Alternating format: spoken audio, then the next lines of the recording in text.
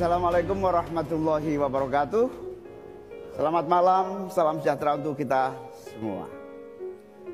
Harusnya saya bicara pada debat yang pertama,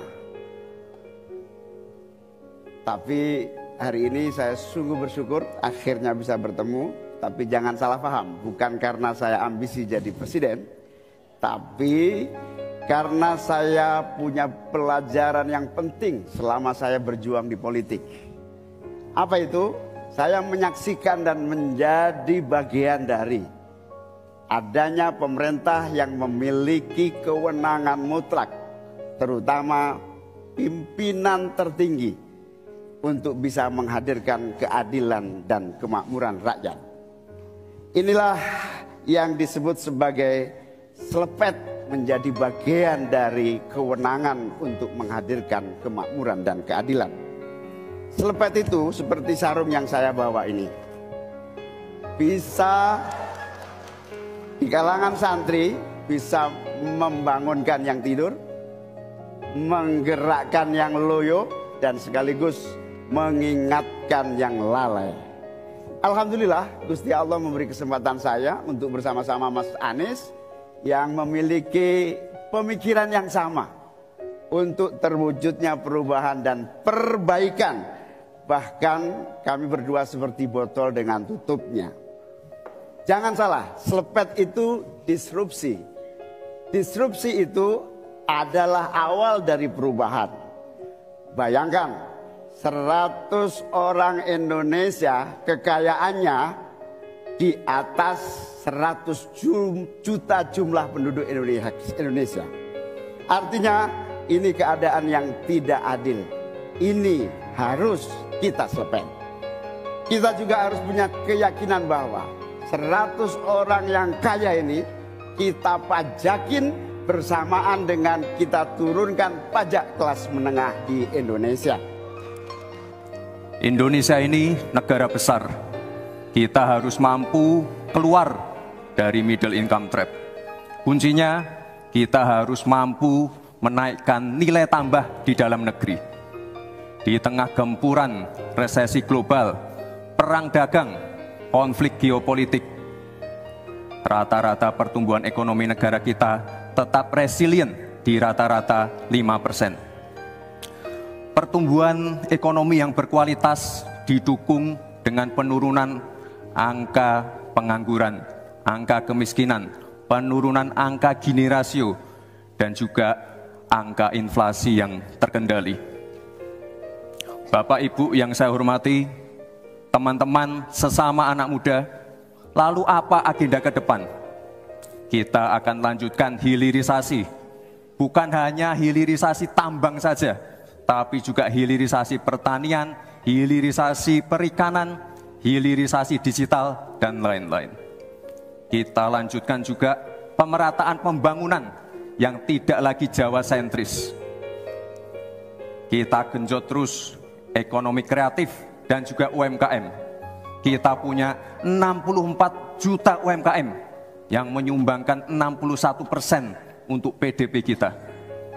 Jika 4 langkah tadi bisa kita penuhi, insya Allah akan terbuka 19 juta lapangan pekerjaan. Pemerataan pembangunan itu wajib. Sekarang investasi yang ada di luar Jawa sudah ada 53%. Pembangunan IKN yang berkelanjutan ini akan membuka titik pertumbuhan ekonomi baru, akan membuka akses dan juga konektivitas, sekaligus membuka lapangan kerja. IKN ini bukan hanya saja membangun bangunan pemerintahan, tapi juga sebagai simbol pemerataan pembangunan di Indonesia, dan juga sebagai simbol transformasi pembangunan Indonesia. Bapak dan Ibu yang saya hormati, saya juga berkeyakinan suatu saat nanti Indonesia akan menjadi raja energi hijau dunia dengan terus mengembangkan biodiesel, bioaftur dari sawit, bioetanol dari tebu, sekaligus kemandirian gula. Untuk menuju Indonesia emas dibutuhkan generasi emas. Kita harus mampu merubah future challenge menjadi future opportunity. Kita harus punya future talents yang dilengkapi dengan future skills. Untuk itu, hilirisasi digital akan kami genjot.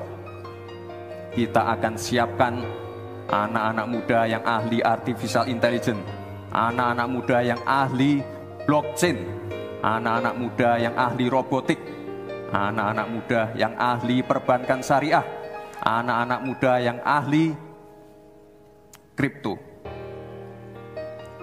Bapak dan Ibu yang saya hormati, narasi besarnya di sini adalah keberlanjutan, percepatan, dan penyempurnaan. Terima kasih. Wassalamualaikum warahmatullahi wabarakatuh. Mari kita bersujud semuanya, saudara-saudara di seluruh Indonesia, kepada Ibu kita dalam rangka mengucapkan selamat Hari Ibu 22 Desember 2023 ini. Dan sesudah ini kita lanjutkan pengabdian kita kepada Ibu Pertiwi.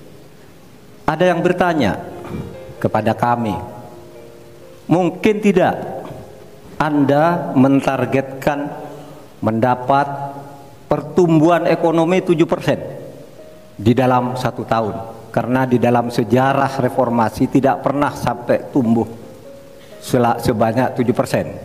Dulu hanya itu dicapai pada tahun 89 sampai 91 di era Orde Baru. Lalu pertanyaan itu saya sampaikan kepada beberapa orang ahli. Lalu mereka mengatakan hanya karena kebodohan kita ini tidak bisa menaikkan pertumbuhan ekonomi menjadi 7% karena kita ini kaya raya dengan sumber daya alam dan sumber daya manusia yang hebat. Masalahnya apa? Masalahnya banyak korupsi dan inefisiensi di sektor-sektor pertumbuhan ekonomi, yaitu di sektor konsumsi, belanja pemerintah, ekspor impor, dan investasi. Jadi dengan demikian karena banyak korupsi, dan itu memang betul terjadi. Coba lihat berdasar hasil SIGI, Transparansi Internasional, korupsi terjadi di lembaga legislatif, eksekutif, dan yudikatif secara besar-besaran. Korupsi juga terjadi di 3 metra alam kita ini. Kita menginjak bumi, ada korupsi di tanah dan pertambangan. Kita ke laut, ada korupsi di masalah kelautan. Kita melihat udara, pesawat terbang kita, ternyata di udara juga banyak korupsi. Akibatnya apa? Rakyat miskin. Saya ketemu dengan seorang bernama Teddy dan Joni di Padang, seorang atau 2 orang pegawai angkutan perusahaan truk, menyatakan tidak pernah bisa mendapat subsidi minyak yang disediakan oleh negara karena tidak pernah sampai di korupsi. Saya juga ketemu dengan seorang Sri Wulan, anak kecil di Parongpong, Bandung Barat. Dia mengajak saya main layang-layang, katanya, "Bapak, saya ingin terbang seperti layang-layang meraih cita, tapi saya tidak dapat." Kemudian saya ingat pulau saya, Madura. Di Madura itu kaya dengan gas alam, tetapi sampai sekarang tidak pernah dioptimalkan untuk dimanfaatkan. Maka kuncinya adalah bagaimana kita memberantas korupsi. Lalu ada yang tanya kepada saya, "Bapak, kalau Bapak jadi wakil presiden orang takut ditangkap." Saya panggil para ekonom dan para pelaku usaha, "Apa betul Anda takut kepada saya kalau saya wapres?" "Tidak, Bapak, justru kami perlu seorang penegak hukum seperti Bapak. Karena apa? Kami kalau mau investasi di Indonesia ini diperas, mau berusaha ini diperas. Kalau kami bayar padahal diperas, lalu ketahuan kami ditangkap, katanya kami menyuap." Itulah Indonesia ini pada saat ini. Oleh sebab itu, saudara sekalian, kita harus lawan korupsi. Memembang istilah anak muda, "Hai koruptor, kutabrak kau. Hai wir, mundur kau wir. Nah korupsi, setabrak." Saudara sekalian, ini semua dalam rangka agar terjadi pemerataan seperti ketentuan pasal 3 Undang-Undang Dasar. Di Al-Quran disebut kaila yakuna dolatan bainal yang. Jangan biarkan kekayaan itu hanya beredar di antara orang kaya. Waktu Bapak selesai. habis.